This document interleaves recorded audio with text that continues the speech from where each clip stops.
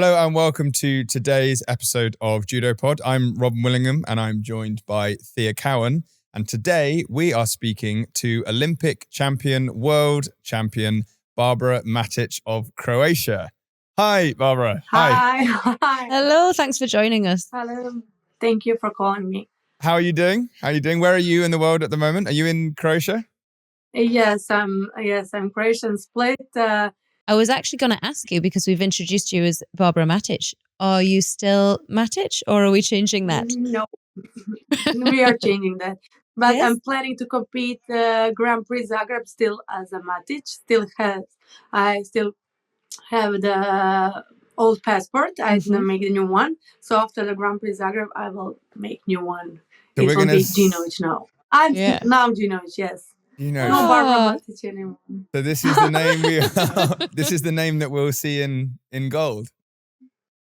Yes. I have to have a whole new one. Whole new backpack. I don't know, is that possible? I need to check that, but I think it is. I think it is. Because now it's, Yeah, we'll make it happen, don't worry. Well, you're going to have to tell us all about your wedding and this whirlwind of a time you've had since the Olympic Games. Following on social media, it just looks super exciting all the time. And obviously now, a lovely wedding. Yes, so we really had a great time. I think everyone had really good fun. Everyone said like that. So that was like, that was important thing for us, that everyone had fun. And it was really, I think, nice and on the sea, and everything was beautiful for me. I hope everyone else enjoyed. So, and we enjoyed that. That's most important. Is your husband a judo guy? Yes. Yeah. How? Yes. But go on. He won like a European club championship in Belgrade with his club in 2023, like 2 years ago. So you guys met in the judo world? Yes, we met when I was, I think, last year of juniors, and he was first year because he's 96, and after like 10 years almost, we didn't see each other until yes. That's crazy, isn't it? This is this is like after wedding ceremony. That's lovely. So you didn't see each other for 10 years? Oh yeah, so like that. I think that he stopped training judo also and everything. Then we met at the end of the last year, and it was like everything was tap and quick and fast and everything. Yeah, that is quite quick. When you know, you know, right? When you know, yes. You know. Wow. Okay. Have you been able to train around wedding plans, or has training just gone out the window while you focused on the wedding? We train together. He's now he's from Serbia, from Belgrade, and now he lives with me in Split. So we train here in my club. Sometimes he's also with me. He's not so much in judo anymore, but he's like supporting. Love it.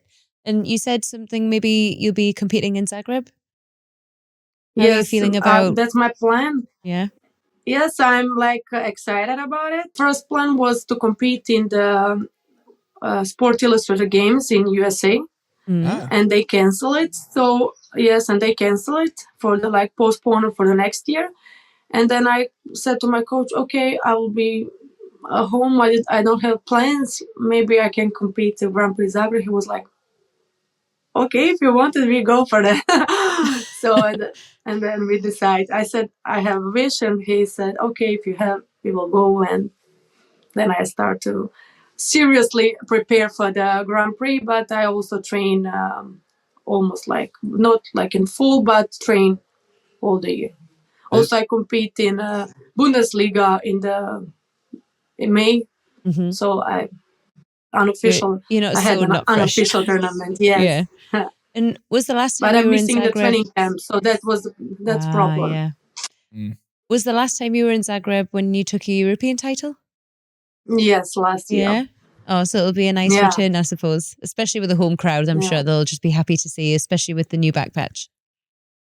Yeah. How has it been for you coming home? Because after your world titles, we saw the big celebrations with flares and goats. and all sorts. It was mad celebrations. Yes. What was it like God was after really the big Olympic surprise. Games? Yeah. What was it like coming home to all that? Yeah.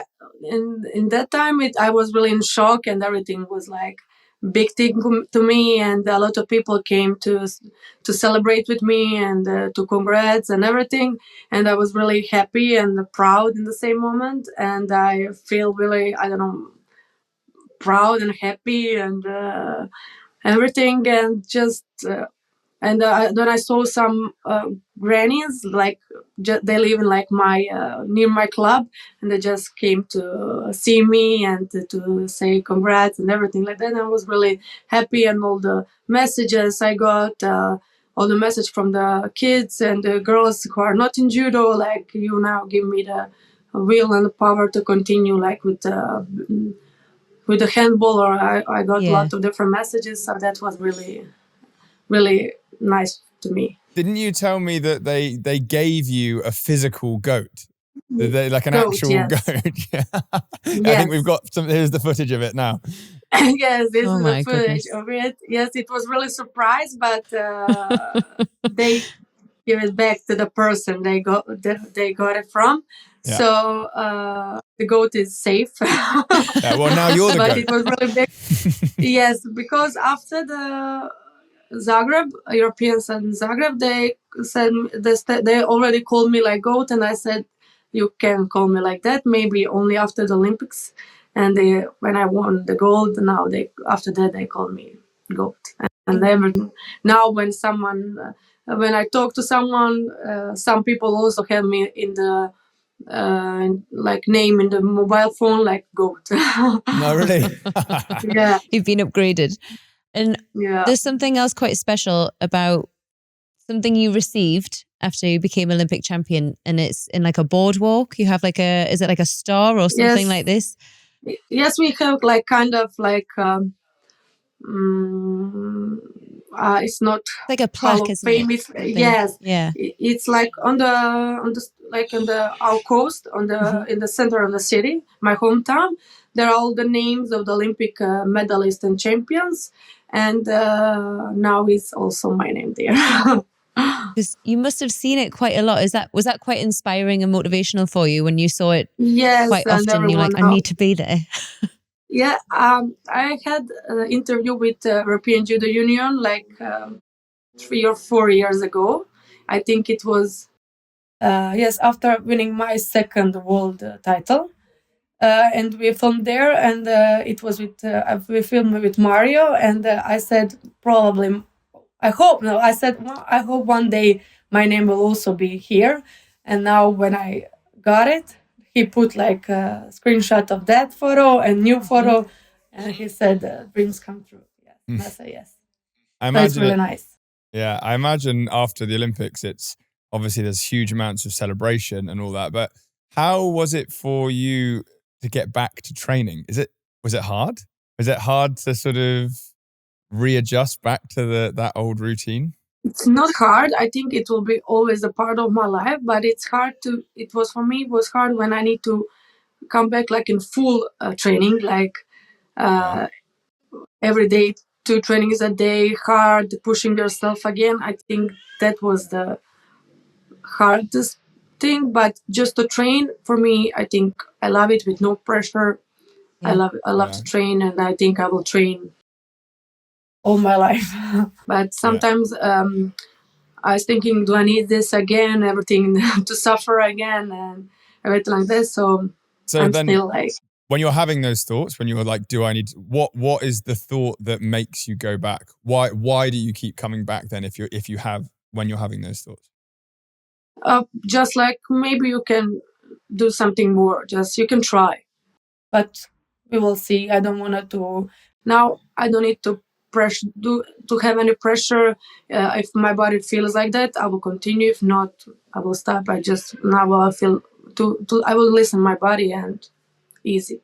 So how far ahead do you think then? So you said you want to fight Zagreb. Do you think any further past Zagreb, or is that just the only thing? We will see how Zagreb ends. If I still feel that inside of me. If I still have the will and if I still want it after the Zagreb, maybe I will continue. But I know that it will be hard for me because now I'm like 31 years old almost. I will have 31 in December. And I know there is a Lara. She's much younger than me. She's 7 years younger than me. And now her time is coming. And I know that maybe if I don't have anyone in my like under 70 category with me, maybe I will just like do 2 or 3 competitions per year, like choose what I will do. I think I will not have problem to qualify myself for LA, like, but maybe to again be like that, like all the time, like number one, and be, I don't know, it will be possible. And I think my coach says it will be, but I don't know. Maybe I don't know how I will feel. So I need to decide, can I, because she's here and I know that I will need to do everything, a lot of tournaments and a lot of that again, and that we will compete between us. So everything will be again more pressure. But I think if there is no one there, maybe it will be that if there is possibility to be maybe easy without her, I think that then if there is no Lara, I think I will continue easily to LA. It's so now, crazy it's to like me. Without Lara? Yeah, for sure. It's crazy because to me I think it will be much like easier, like just go few tournaments, you choose what you do. But now with her, I know that I need to go to every tournament, compete with her, catch all the points. Also, she's now like number one, and I'm like now in back. So I need to go on the more tournaments than her. So I don't think it's a big challenge. Yes, it's a big challenge. So I know that I need to stop, think, and I will train. And if I feel I can do it, I will do it. If not, I'm very happy and very proud with my results for now. Yeah. I just can't believe that like Croatia is not the biggest judo country, right? There are a few weight categories where they do. One day. Yeah, maybe one day, But and yet in the under 70 category, you have like 2 of the best, and it's like if only one of you could be 63 or 78, or like it's like both in the 70 category. What do you think about that? Someone, they are telling me maybe you should go now to 78, but I don't like that option because I know that I will have like 80 kilos or more. So I don't want to go to 78. I don't want to go to 78. Sana tried it for a bit, didn't she? Van Dijk, she tried 78s for a couple competitions, and I think but Alice was 70, and I think when she changed 78, she was like worked out quite well for her. Option for her. Yeah, worked out pretty well. For her, that was better the option. best move ever. Yes. Yes. Amazing. And I think because it's funny because Lara's she likes the 78s. Yeah. It's funny for me that like I feel like a few years ago, Lara would have been driven by you in the sense of having to train to try to catch you. And now that you've had this time away, it's almost like it's the opposite way around. Now you're going to have to train to get back to that level. It's like you're very intertwined, your careers. Yes. So, and maybe because yes, that's true. And now I said already that I'm older and that I achieved everything what I did. So I don't know if I want to do it everything again or just to be supporting Lara from the tribune. Yeah. That's what I also really like is the fact that you guys are still friends. Like there's no bad feeling between you. You're just both judo athletes. Yeah, a lot of people ask me how can you do it, but I said for me it's not a problem. And now when she was and when we are on mat, that's one thing. When we are off the mat, that's another thing. So it was really, I remember. And I'm very happy when I'm not like competing that she's winning. So for me, that's good because of the Croatia, the Judo of Croatia and everything, all the other girls in Croatia. So why not? I remember after you had the world final together in 2022, I interviewed you afterwards and you said, Croatia owns under 70 kilograms. I remember you said that. And I think that continue with that. So yeah. And the moment when you held each other's hands up, like it got voted as like one of the best moments of the year, the two of you celebrating each other. Why do you think that matters so much to show the friendship like that after a big moment in the world final? I think that's important because you need to be a friend outside the match. You are like training together, you are in the room together, you're traveling together and everything. You need to be friends. You don't need to like be best friends, but you need to be friends and support each other. Like I think that's like normal, healthy relationship in the clubs, in the representation in that's like, for me that's normal. I'm going to take us away from the serious judo stuff because I'm just a general huge fan as it is. But since obviously you've come back from the Olympics, it looks like you've had, I mean, even after the World Championships, but more so after the Olympics, you have had so many opportunities, it seems. And whether it's like representing brands or, I don't know, like modeling or fashioning and things like this. What has it been like for you? Have people just been like reaching out to you and desperate for you to work with them? Yes, because not so desperate, but they are asking me because for them it's like interesting thing that like I'm a judoka, like in women in the main sport and everything like that, and on the other side, I like to dress up and skincare, makeup, dresses, and everything, and they are interested in that, so they are calling me for some collaborations and for like modeling, yes, like sunglasses, and now I just film photo shooting for some winter campaign for some clothing brands, and it's cool, it's interesting. Have you got any favorite ones that you've really thought, oh my goodness, this is a pinch me moment? After winning the first world medal, I was on the billboard in my hometown, like 3 big billboards. Yes, and it was like, oh my god, I'm a celebrity now. What was the billboard for? Yeah. What was the billboard? It was like for one shopping center, like just advertisement for them.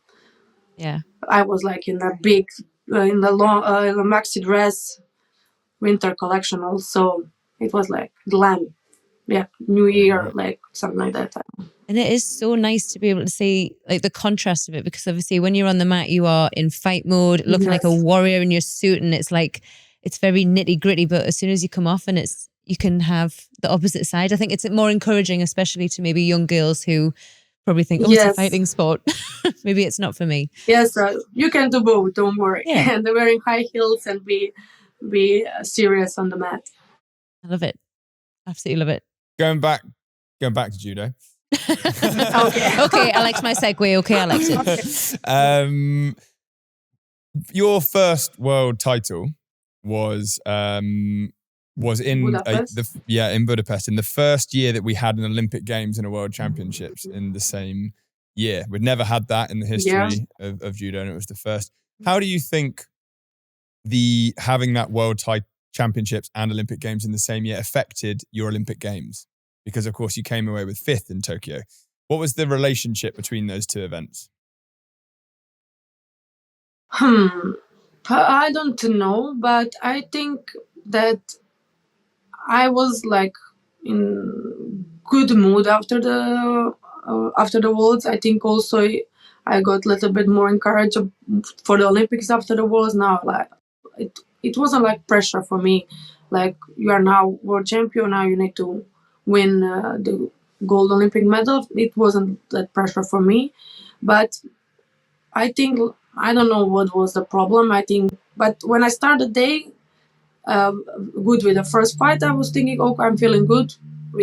Today is a good day, but on the end, I was 5th, and that was, I think, the worst day in my life, and I cry a lot, and everyone, like, they are in the mix zone, cry with me. I think that everyone remembers my tears from that day. Oh, wow. But yes, but the day after I told myself, okay, now you cry, and now we will close that book, Tokyo day after? Olympics. Yes, literally the next day. Because some people go through, after days like that, they can be months, they can be long periods of time. How did you manage to do that in a day? Because before that, I spoke with my mental coach. I had I didn't have mental coach. It was sports psychologist. Yes, sports psychologist, and she told me that sometimes you need to cry and just take it out of you, take it out, and I cried that day, and I was really sad and everything. And day after, I just said, "Now we can change. We can't change anything anymore. It's like that. You are now fifth. It is what it is." And I said tomorrow to myself, "Okay, now we'll take a rest, and after you will train and give everything for that medal in Paris." I said, even I don't need to be to have any more European medals, any world medals anymore. I just want to have that Olympic medal. And a lot of people said maybe if that I was third in the Paris in the Tokyo, maybe there wouldn't be gold in Paris. So maybe. Interesting. You seem you come like that. To me, that's shows you're very stoic. You're very practical.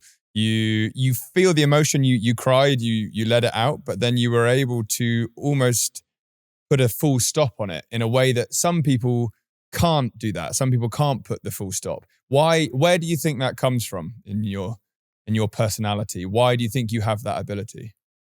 I think that's just kind of my personality. I think that I'm like that since I was a kid, and the sports psychologist just helped me to manage things like that.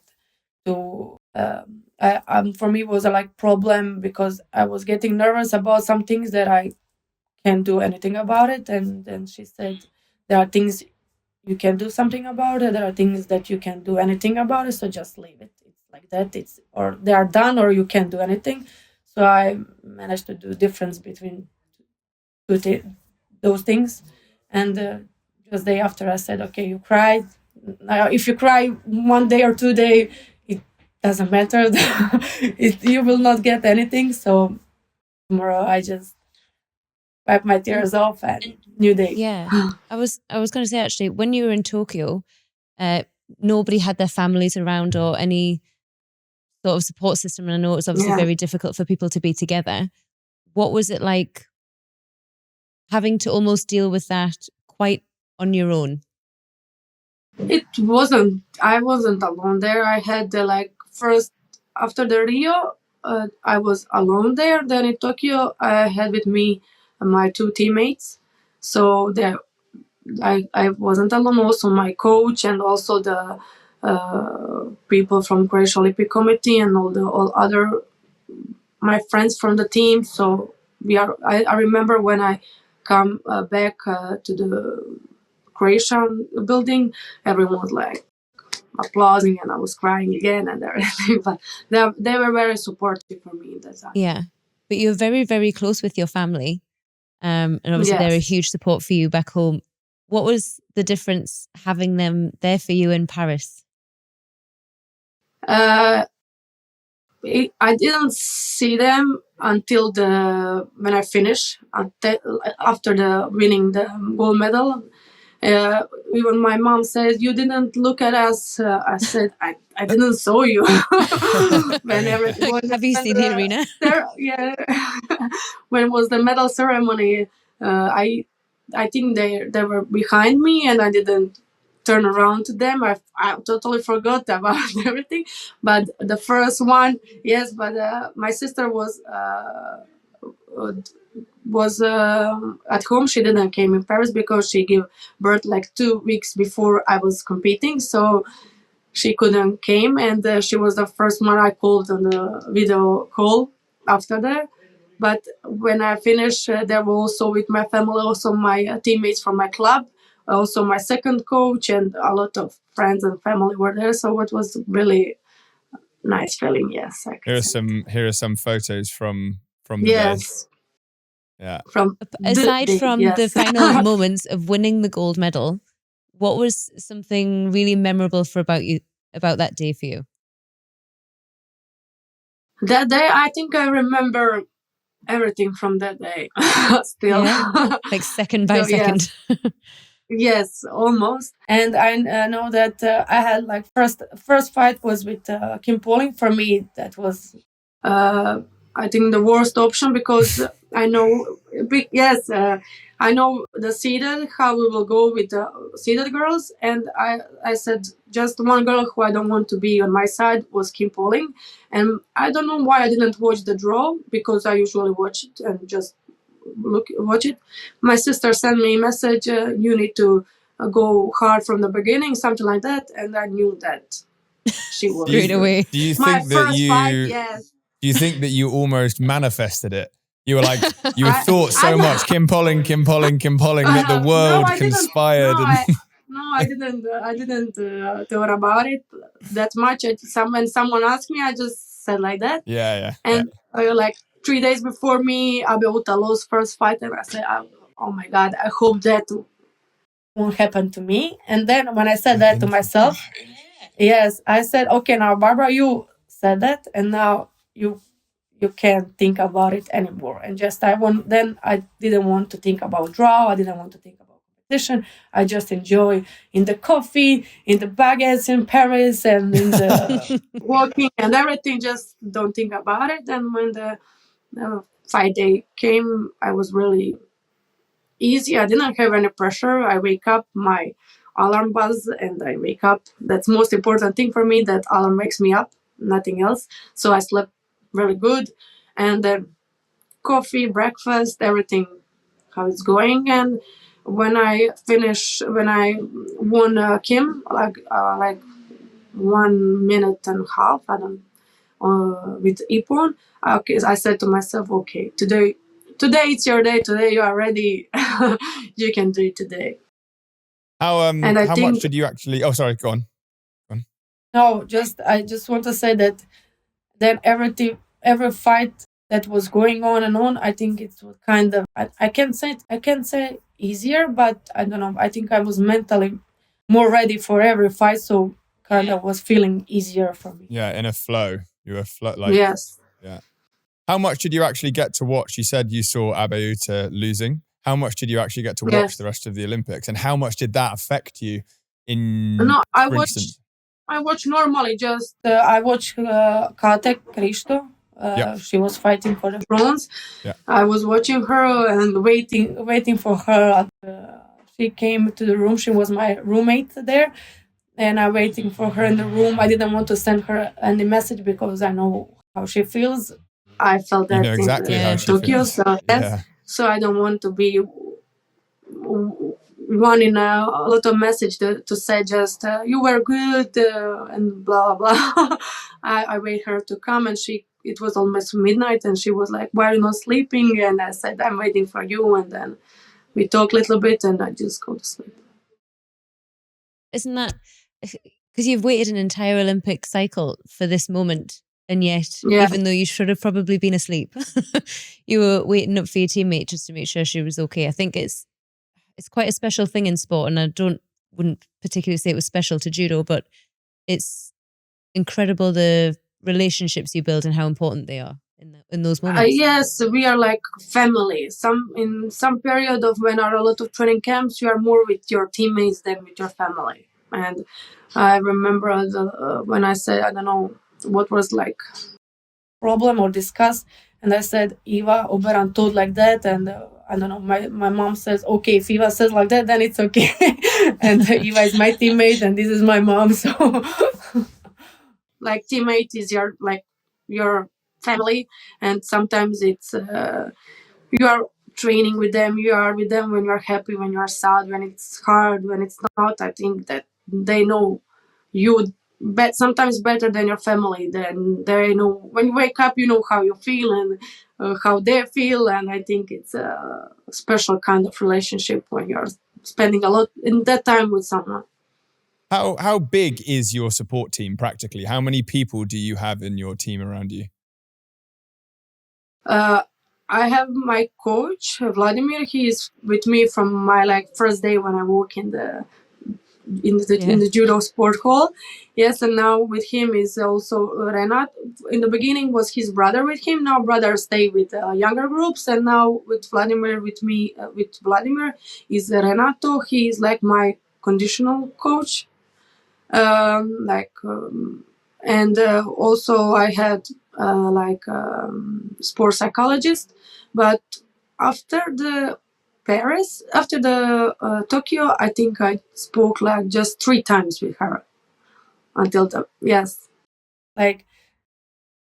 after the Tokyo, when we came back, and then I think 1 or 2 more times just before the Paris. I didn't even before the Paris. I didn't spoke. I feel that I don't need her.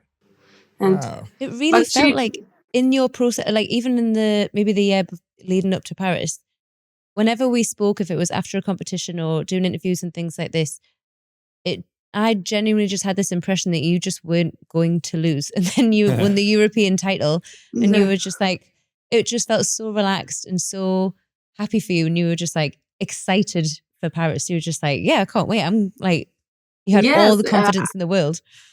Yes, because for me, 2024 was best year ever in my life because of the judo. And if someone asked me in 2023 to, choose how 2024 will look like, I don't think I will choose that for myself. Because 6 tournaments, 5 golds only. I had only 1 lost match that year against Bukhtarait in the semifinals in Grand Slam Paris. So for me, that year was really, really amazing. And when I came to Paris, I just said, okay, continue. Just be like you did all year. Yes, and then the only loss that you had in the Olympic final. That was who you fought Bukhtarait. Yes, and you beat her in Newaza as well. No, for me, I think if you ask me from the Olympics, if I choose that is not easy to say, or it's not nice to say that it's easiest fight for me. But if someone asks me to pick someone, I think I will choose Miriam. But again, if I remembered, yes, but I think if I remembered, I had only lost fight from her this whole year. So why did you feel confident against it? Is it a styles matchup? Is it just your style of judo versus hers? Yes, I think that's. I don't think that my style, my judo style, is. And I think that my judo is not good for her. Yeah. Because I think that she didn't throw me in any our fights. It was just my mistake 1 or 2 times in Newaza. But really my mistake. I overthrow when I do drop serenage in the Paris. I overthrow. I turn around you spun too much. Through. Yes, and then she catch me to Osakomi, and it was my mistake. But I think when we are in Tachiwaza, my judo it's not good for her. But then you ended up winning. You got her for 18 seconds. You held her down for 18 seconds and then she escaped in the first 30, in the final. Yes, it was first 30 seconds and I had Osakumi for 18 seconds and I said to myself after there was mate, and I said to myself, I hope that now that 2 seconds will not cost me gold medal. And I look at my coach and he said, just everything is good. We continue as we said, just continue. Don't worry about it. And everyone said that I had little smile on my face, for last 3 or 4 seconds in the fight. I don't remember that, but everyone who is talking about it, who was watching, they said that I was that I had a little smile on my face. I don't remember it, but I think it was mate, and last mate was 3 or 4 seconds before the end, and I knew that, and I just started running a little bit around, and it was. for some people, those would be the longest 3 seconds of their life. They would like some people that would be hell was already for them, happy. and No, you were already really smiling. Yes. You're meant the. That's so interesting. I think your brain must be just slightly wired differently. You're able to overcome sadness with practicality, and in the highest stress situation that you could possibly put yourself in a sporting environment, the final of an Olympic Games, 3 seconds to go, you're naturally smiling. I think I slept like for 1 hour in the break, final block pause. Yes, always. Just so if I don't sleep, that's problem for me. I think I was probably more nervous than you watching it. It's so probably. But you do see such big differences, like between the athletes. Like we say about Barbara, like she had a sleep, and in those final seconds, she was relaxed and smiling. And then you look at the comparison with the under hundreds final between Solomonidze and Kotsoyev, and those final seconds for him were an absolute disaster. Yeah. Yes. But maybe that's an experience thing, because obviously this was his first Olympic Games, and for you, it was just your time, I think. Yes, I think that day everything was in the right place, and everything was like, I think it was just needed to be like that. I don't know how to say. So when you look, I know you said you're just taking it step by step. When you look to LA, what is your gut feeling at the moment? Do you look at LA and think, oh, that's a long way away? Or do you look and think, yes, do you get a little spark? It's a long way. So no, I think it's I have still time to decide, because it's like 3 more years. Yeah. And after the Paris was 3 years. After the Tokyo, Paris was 3 years. 3 years. Yeah. Now it's 4. And I say, if I want to go back, I want to do it like short way. So. So you would maybe start prepping much nearer to the games. Yes. Interesting. How long do you think you'd need to get another gold medal? Do you need a year? Do you need 18 months? How long do you need in your prep? I don't know. Depends how many competitions she has to get in to catch up on the points. I need to do 1 or 2 training camps, so I can tell you after that. How hard are those training camps? How hard are you expecting them to be? The first one back. I don't. First one, I think, and my hands and my fingers will be crying, but everything else, I hope. Now my coach said that I don't need that much runner as before, and I don't need that much trainings as before. So we will see. We will see. Are there any? You always say at the start of new cycles, like new athletes arriving, like the junior ones really pushing up onto the senior scene. Are there any ones you've spotted in 70s thinking you are going to be trouble? Aside from Lara, of course. Because we have like Sonoda and stuff she's determined. She's obviously on the climb as well, isn't she? I didn't fight against Ozbash. Oh yeah, of course. Yes. Yeah. So, but we fought before, like on some training camps, like in Tata, but years before. And then I was feeling good, and I think I was better, but I don't know how it will be if we fight today. I was in Tata this year on training camp, and she got injured, so we didn't fight. And I was like... What do you think about her? She calls it Sophie Do. She says her judo is Sophie Do. What do you what do you think about the that? Tricky judo. Yeah, but I don't know.